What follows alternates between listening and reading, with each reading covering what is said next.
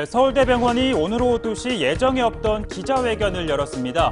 2014년 11월 민중총궐기 시위에 참석했다가 경찰의 직사살수에 맞아 쓰러진 뒤 지난해 9월 숨진 농민고 백남기 씨의 사망 원인을 병사에서 외인사로 바꿨다고 밝혔습니다. 지석의 전당이라고 생각하는 서울대병원이 지난 1년 가까운 동안 국민 여러분의 심려를 끼치드는 것에 대해서 진심으로 송구스럽고 죄송하다는 말씀드립니다. 네, 그동안 백 씨의 사망 진단서는 최대의 쟁점이었는데요. 당초 병원이 밝힌 사망 종류는 병사였고 직접적인 원인은 심폐 정지였습니다.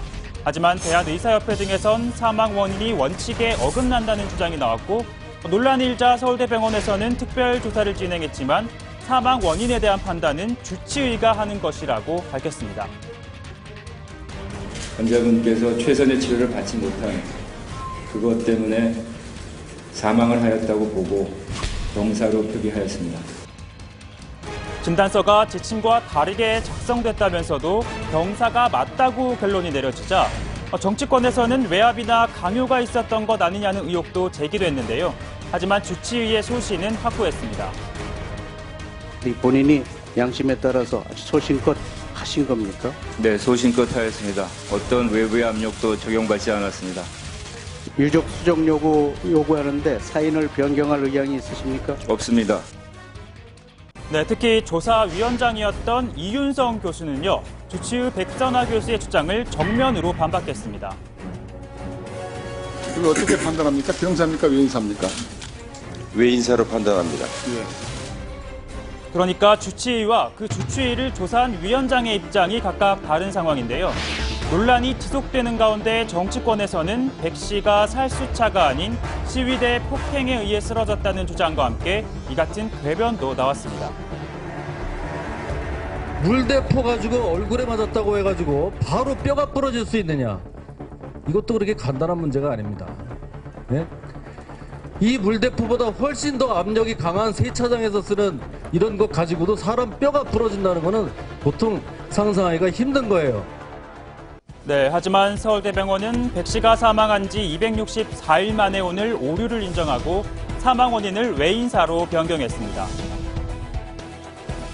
우리나라 가지고 있는 조제식 수련 제도가 진단서 작성에 대한 법적 책임이 누구에게 있는가에 대해서 명확하게 대답하기 어려운 그런 조건이었습니다.